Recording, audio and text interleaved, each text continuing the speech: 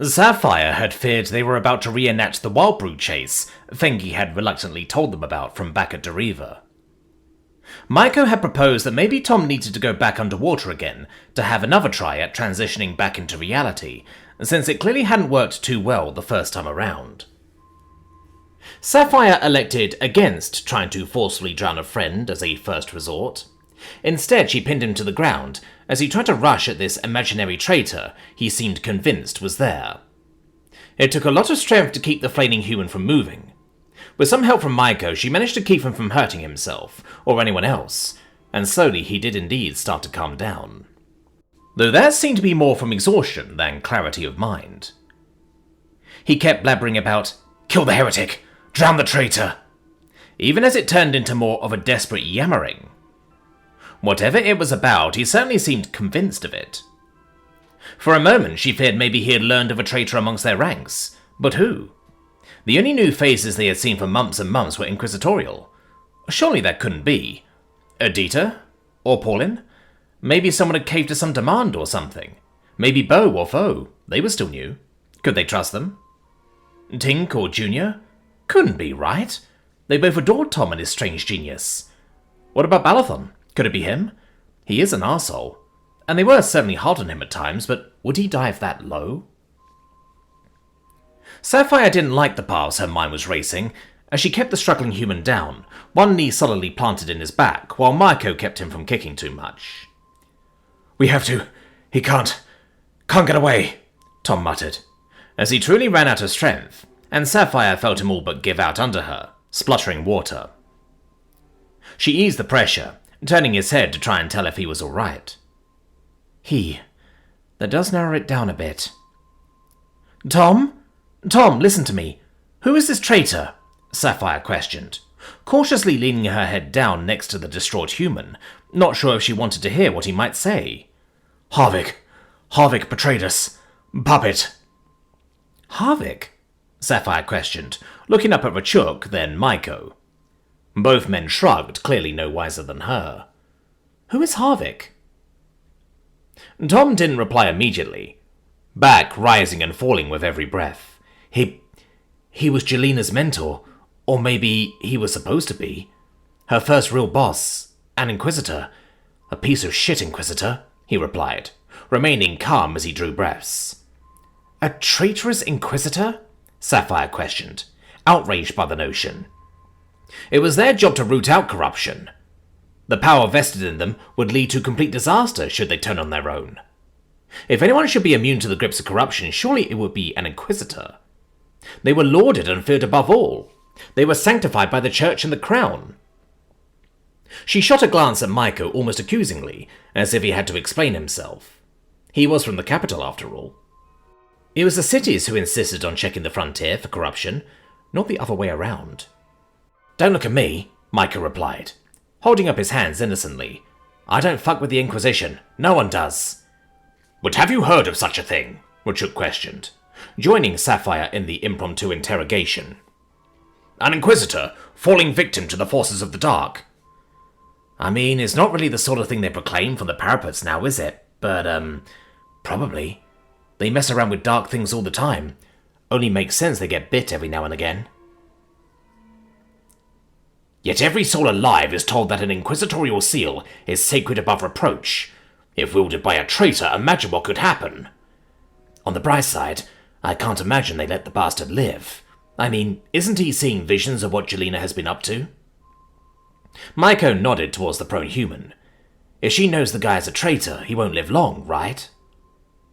He sounded less sure of his assumption than Sapphire would have liked. She turned to Tom, hoping he might know. I don't know. I didn't see anything more. What did you see? Rachuk questioned. Were you back in the frozen wastes of the north? This was news to Sapphire. And why did Rachuk know? Yes. The tank. The ship. She went in the tank. I think Harvick had fought it too. He lost. She won. She won? What do you mean? The captain questioned. She fought it in a duel? It wasn't sleeping. It was awake. It knew they were coming. Harvick brought them. Like a puppet. It was a battle of minds, I think. What it? Sapphire questioned, as much at Rachuk as at Tom. Would you mind filling some of the rest of us in? A doetna, Sapphire. Inquisitor Gelina met a doetna long ago, kept in a tank, far north in the frozen wastes. She met a fucking what? Sapphire cried out, receiving a stern look and a hushing finger from the captain. Sapphire did lower her voice and repeated through gritted teeth. She met a fucking what? A doetna? An actual doetna? She met one? She couldn't believe what she was hearing. That was a tale wilder than anything a puma had ever spun. She touched it too, Tom then added. He truly sounded exhausted, but it would seem he may be returning to reality properly. He seemed composed enough that it might not be hallucinations he was talking about. She got in the tank with it. I knew that already. That's why. Why you wanted us to try and drown you in a tub, Maiko added, crossing his arms. By the gods above. And below, Sapphire added. What was she thinking? I don't even know what one of those is supposed to look like. They're just stories to scare children, Maiko interjected. Are you quite sure? It wasn't something else pretending? Half the people I know don't even think they are real, let alone still about. Oh, no. It was real, all right. She read its mind, Tom replied. She fought. She won. That's not possible, Sapphire stated, surprising herself with how cold and dismissive she sounded. But it just wasn't. If the doetna truly did exist, and if the tales Apuma had recounted about them were true, they were closer to gods than mortals. They were simple gods of the Dark Court instead. Gelina was a dragonette, a mere mortal, not even a dragon, much less something like a unicorn. That she could maybe have believed, but a dragonette standing up to the embodiment of evil and coming out victorious, that was too much. Rachuk and Maiko were certainly apprehensive as well. Arms were crossed as they waited elaboration. I think it was old, weak, neglected. It had been stored in that tank for centuries, maybe even millennia. I don't know how. That should not be possible. Just like the ship shouldn't be working. It should have run out of food and power long, long ago. There was a ship too? Sapphire questioned, not buying it. It was his prison. The doetna was the power source built by the Thachi below. Tom sighed. The fish people. I saw some. Oh God. The doetna remembered them.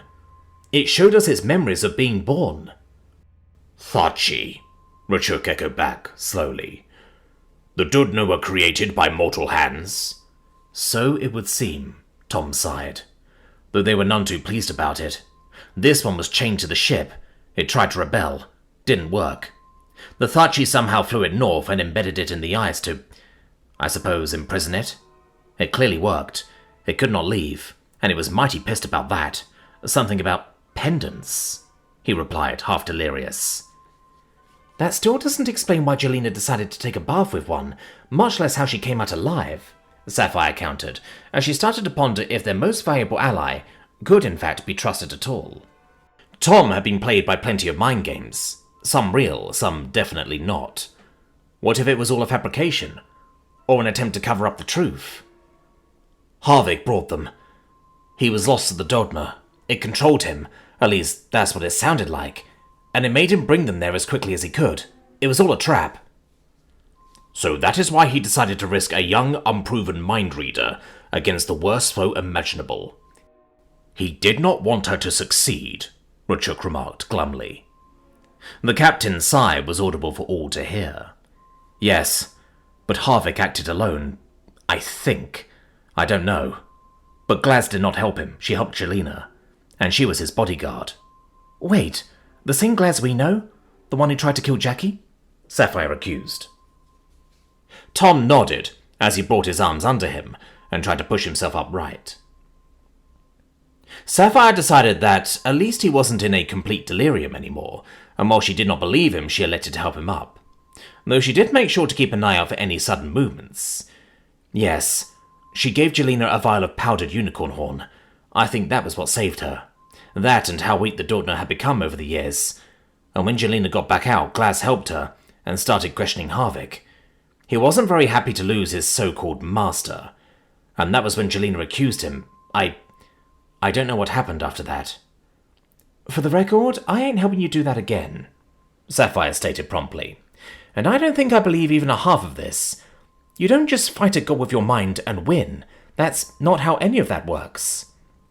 With respect, Sapphire, how would you know? Butchuk questioned. Though the skepticism in his voice betrayed that he didn't actually disagree with her, it did seem extremely far-fetched. But I agree, we should not do this again. It has only left us with more questions, and things we may have wished we did not know. No, I don't know how to either. But I could ask Gelina what happened, Tom offered, sounding convinced that was in fact a very good idea. Well, what if she lies? She just says, oh yeah, we slew Harvick, and then went on our merry way and all was well. Don't worry about it, at all or ever, Maiko interjected. You can't know if she's telling the truth. If she even went there at all, wherever it was, what if it's just a hallucination? If she really met a doetna? That doesn't sound far-fetched at all. Sapphire joined in, agreeing wholeheartedly with Maiko's skepticism. No, Tom admitted, and I know she wants to go north again. But she killed the doetna in the fight with it. I don't think her memories can lie. Unless it's not her memories. We have no idea what one of those things can do. What if this is all a charade of its making? Maybe nothing you saw was real. Sapphire tried again, really trying her best not to sound mad at him. The human seemingly didn't have any good answer for her. For one, she didn't feel good about being right. If it is a lie, then why? If it was all for me, then why make me both want to come north and not? Why in the name of the ways would you wish to go up there after seeing that? I want to see the ship, of course. I've never heard of anything like that, here or on Earth. Not outside of make-believe and stories, at least. And the snow traverser they used to get there, that would be something to behold. But the doetna is dead, or so it seems. That likely means the ship is dead too. And we know Gelina wishes to go north, Butchuk added. In search of what? Hell if I know. If she just wanted a white dragon, she already has Tom retorted, catching himself in a thought. Maybe she has already been back there. Maybe there is more stuff up there. The Inquisition works a lot in the far north. Many things hide there. It would be part of the job, Maiko said, receiving some stern glares for Sapphire and Rashuk. I am just playing the demon side here. There are a lot of reasons for her to want to go up there. Even the guard does it all the time. Not this far north, though. Actually, they left the big white dragon behind. What was his name? Not important. He couldn't take them there. He only made it to where the snow machine was parked. They drove it from there. Maybe a white dragon cannot even go there. Then what does she need a white dragon for? Maiko questioned, not following. Neither did Sapphire, if she was being honest. If it's a young one, it might fit on the snow scooter thingy. Then she could bring him to the ship. Where having a dragon would surely be well worth it for any scavenging operations, Butchuk added thoughtfully. Maiko didn't look any less confused, though. But there are dozens of young whites running about. Old dragons are rare, not young ones. She'd have her pick of the clutch. Now that I don't know either, Tom admitted, clearly trying to dream up an answer. But if she is trying to do it because she is a traitor, why bring technology out of hiding? She is trying very hard to make weapons and gear to fight the darklings, bending rules and trying to get the Inquisition to not just let the kingdom do it, but to help them do it. She wants the kingdom to be armed and made ready for war with any tool available, Tom recounted. Indeed, or so she claims, Butchuk concurred. That isn't the work of someone working for the doetna. That's someone who's terrified of them, Tom stated, seeming quite sure of himself, though that wasn't really that novel. She wants to face them down and destroy them. And worse, she probably thinks they are coming. They, Sapphire replied, putting weight on the word. How many of them are there? And what do they even look like? Maiko questioned, receiving yet another stern glance. What? It's not every day you get to hear what the monster under your bed might look like. How many are left? No idea. But there had to be hundreds from what I saw. Long ago, they were made by the Thatchi to power their machines and cities. A magical power source, grown in a tank to produce the maximum amount of magical potential. Nothing else mattered. It looks like a gigantic greyish slug, suspended in water. I don't think it could ever leave, not by itself at the very least. The Thatchi called them power slugs, apparently. To be honest, that doesn't sound that scary. A big-ass slug in a tank, push it off a cliff, job's done. Sapphire almost felt disappointed. She had been expecting teeth, claws, scales, black ooze dripping off it, burning all it touched. A giant wood slug in a big jam jar was quite far from that. Yes, but the issue is their magic. Think about it. They can power cities, or giant ships. We know how much energy we need to even lift a pebble, Tom replied, looking at Sapphire. Imagine lifting the keep, all day long. There will be nearly no limit to what they can do, Rachuk replied grimly, Tom nodding. And they know magic. Dragonettes taught them, or so it claimed. Now that has got to be a lie. Why would we ever in a million years teach them something like that? Sapphire protested. They are our sworn enemy for all time.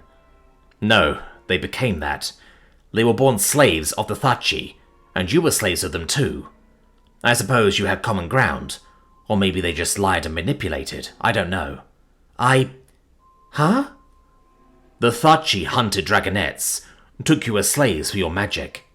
They wanted even more, so they made the doetna. The Thatchi have no magic at all. Nothing. Or at least, it sounded like that. So they rely on machines and enchantments for anything magic. Should we maybe be writing some of this down? Maiko questioned, throwing Sapphire a glance. I bet your Gelina already has. Paulin might even know. Tom was quick to respond. We could start with what they look like. We got a big grey slug. What were they like? Sapphire beckoned. That was something she did actually wish to know. Even if it was all a ruse. Maybe the Thatchi really did look like what Tom saw. Ancient sea demon people. Now that was something to keep you up at night. Fish people, I suppose. Maybe some, What kind of animal is a frog? A frog? Maiko replied, head tilting, confused by the question. No, not like that, Tom sighed. Fine, fuck it. Take a human, make him grey on the belly, green on the back, like a muddy green, skin like a frog, gills probably, and not a shred of hair, webbed hands and feet, no claws, little bit long in the face but not like a snout. That'll have to do. Don't you get snappy with us after the shit you just put us through. This is important, Sapphire snapped back. A touch upset, that was all he had to say about a nightmare from hell itself. A human mixed with a frog. Maybe they even went ribbit. Shit I put you through? What about the shit I went through? You chose to do it. If we are being truthful, the only person who had no choice, I believe, is Gelina, Rachuk added in a strange tone. I do not blame her for not sharing any of this. All heads turned to look at the captain with skepticism.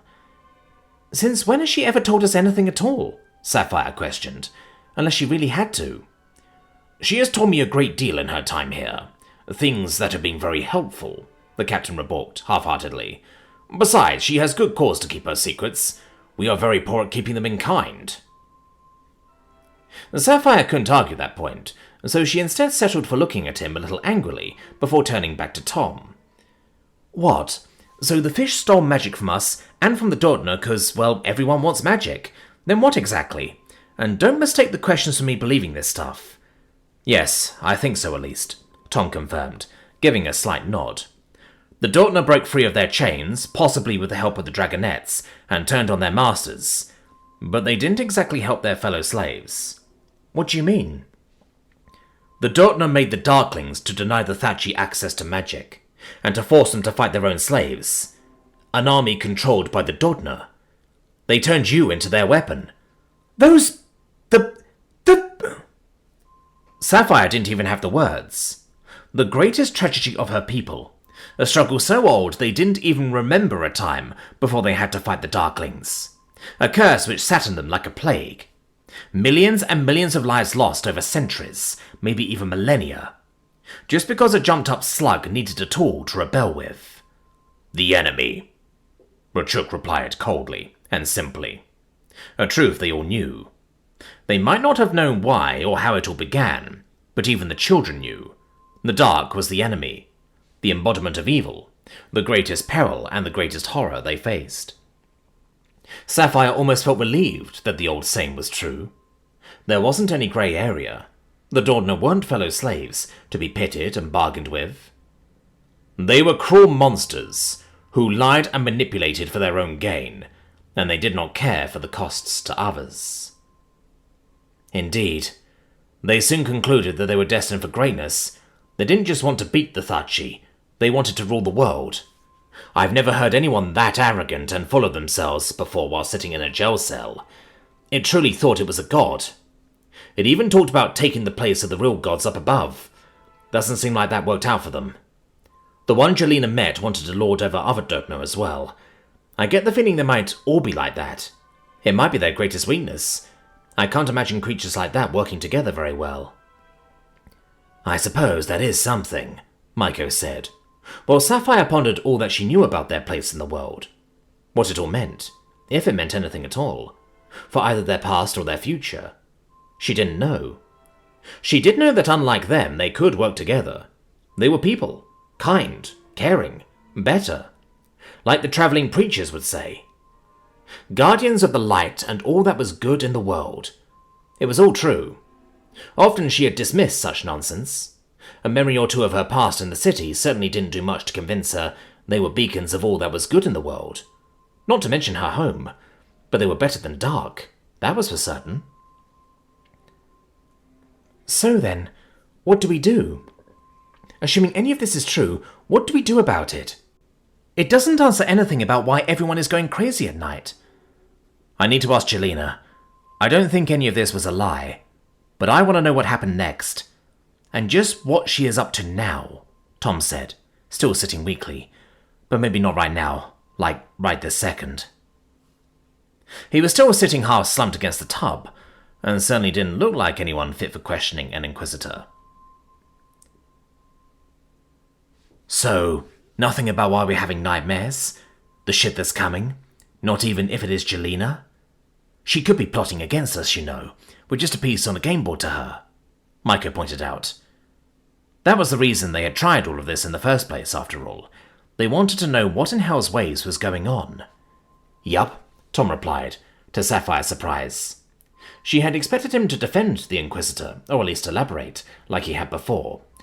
We need to know what she is after, because she will go after it with everything she has, including us. That I'm sure of. Talon's cross she doesn't need to go through us, then. Yes, I really must talk with her. Yes, I am sure she would understand, Tom explained, in his most diplomatic of voices. I am afraid that will not be possible at the moment. She is most preoccupied. May I perhaps take a message for her? The young male voice replied, using much the same tone. I really don't think she wants anyone else knowing what I'm going to be telling her. I can assure you I am quite trusted to relay the Inquisitor's dealings. If not, I would not be trusted to talk to you, sir. You don't sound it. But I suppose she'd been through it by your age too. Very well then. I would like to ask about just what happened to Harvick. The traitor. Ever heard of him? Silence hung for a few precious moments, before the voice came back to him. I believe such an old tale may be recounted at a later date, sir. As I said, she is very busy at the moment, but I believe she would be more than willing to fill you in on anything you wish to learn. Tom grumbled a little, having hoped for a bit more of a reaction. He really couldn't go about telling anyone anything until he actually knew what the hell was going on. Much worse if he wanted something even remotely trustworthy out of the Inquisitor. He didn't want to give her the time to cook up a fairy tale. Assuming she didn't have one ready to go already. No, it's got to be now. I understand, sir, but she simply is not able to do so. What is she doing? Tom Albert ordered, not particularly caring if he didn't have any authority to speak of here.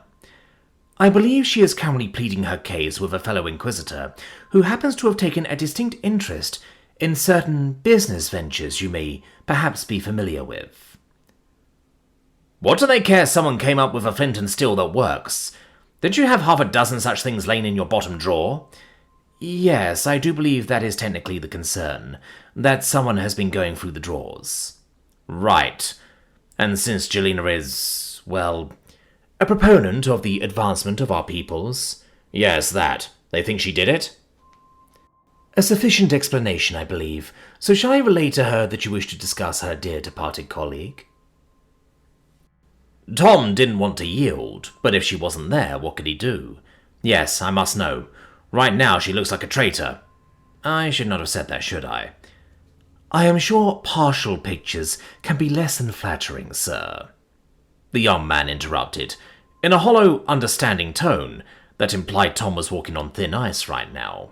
Let's go with that. Catch you later. Or something. Take care for now. I am sure it shan't be long. And Tom? Yup, Tom replied, expecting a verbal bollocking via telepathy.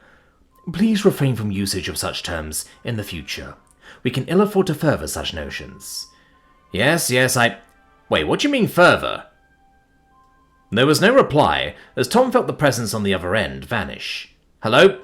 Damn it. Fuck, right, okay. She's definitely calling back. Shouldn't have said that. Definitely shouldn't. Tom reached up to his ear, and the realm of the living returned once more. Eyes blinking open, he was greeted by Sapphire standing up against the wall of her room, looking at him impatiently. So? She wasn't available. I was hoping to catch her early in the morning before she got up to something for the day. Tom, it's nearly noon. I know, but she lives in the capital. I know there were jokes and all, but they don't tend to sleep in that long. No. They are a couple of hours behind us. We are east of them. Wait, does the sun rise in the east here? Yes, Tom.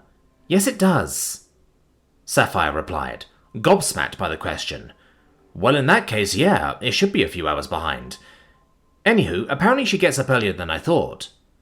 So what now? I wait, I guess, Tom replied, finding the bed fairly comfortable. Warm too, and not wet. That was good. Seals holding so far? Not in here, you don't. And what about Jackie? Don't you think she's going to be quite wary something is going on? I don't think so.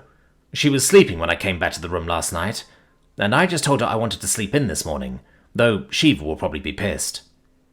I believe that to be an understatement. Well, go on then. Sapphire gestured at the door. Get out. Can't have you sleeping in all day long now, can we? No, of course not, Tom sighed, getting up and reaching for the earring, before realizing he couldn't very well take it off now, could he? Oh yeah, gonna need an excuse for taking a call now, ain't I? Well, don't look at me, you're the one who had the brilliant idea to ask for an inquisitor to message you back. Most people tend to shit themselves when they get even a letter from an inquisitor, you know? Well, I kinda fucking have to know now, don't I? Tom half snapped in reply. Sav shut up as he pondered what to do. I guess I could just say I decided I needed to ask her if she knew anything about why it is we're, getting divine warnings or whatever it might be. Doesn't sound too unreasonable, does it? Just don't take Jackie for a fool. She's not stupid, Tom. She's smarter than most. She just doesn't realize it all the time. He got up from the bed with a sigh and stood up, brushing himself off. Sapphire was right. He'd best get to work before he was missed. He could explain away the earring easily enough. Take care now, and no snitching. And need to explain why I tried to drown the world's only human in a bathtub? I'll pass, thank you very much. Besides, got kitchen duty. Apparently the guards don't have the time either, despite not having anything else to do. They gotta learn their nice new guns. And Rachuk certainly won't let them rest easy now. Don't we know it? He's having us do more defensive drills, with whatever dirty tricks we can come up with. Shotgun shells under the floorboards is a good one.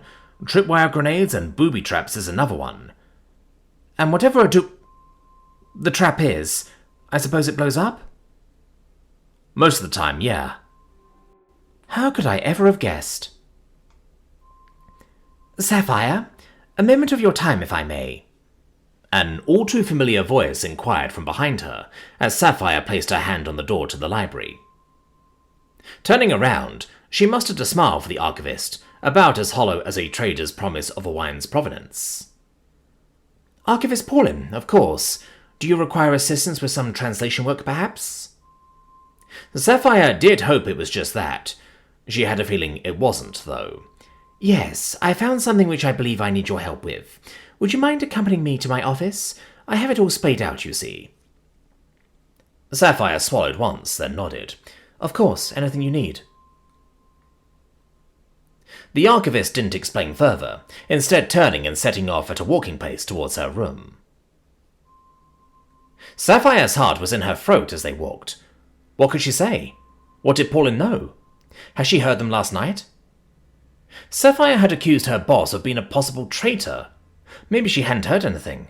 Maybe she really did need some help with a bit of translating. Maybe she just heard what I talked with Tom about earlier today. That wasn't so bad, was it? What did we even say? Shit, did we give something away then? Fuck me. We should start just writing on paper or something. He's got plenty of it. Wait, no. Can he even write in runes? Her mind raced as Pauline calmly stepped inside, holding the door open for Sapphire. Her eyes studied the Huntress in detail as she stepped through. Something the matter, Huntress? The archivist questioned, as Sapphire took a seat opposite of the highly cluttered table that took up the centre of the room. She hadn't been in here much, if ever. Oh, no. Nothing more than what is on everyone's mind, Sapphire deflected. Pauline just stood there staring at her, eyes peering through her for a moment before she shut the door. These are hard times indeed. We must all be vigilant. On the notion of vigilance, has Tom perchance mentioned anything to you of the travellers that visited during our slumber? No, he seems quite secretive about that. Not sure why, Sapphire replied as calmly as she could, doing her best to make it seem like no great concern. Yes. A strange thing to keep secret too, but I suppose his ability to keep secrets is hardly a detriment in our current position. Sapphire got the distinct impression that Pauline did not actually mean that in any way. At least not when he wanted to keep secrets from her. Not to mention their rather questionable track record of succeeding. And no news on the book, which I believe is still considered missing? Pauline sounded almost accusatory, as if she suspected conspiracy. No, I do not think so. Other than Adita working diligently to replace its loss, I am certain the results shall best the original. I doubt it, but I suppose it may be a more suitable work for our purposes. It is in fact what I wish to discuss with you. Adita has come upon a material which is beyond her understanding. I suspect mistranslation. What know you of this synthetic diamond? Supposedly it is a diamond that has been grown. Nonsense. Clearly rocks don't grow. Could you take a look at it?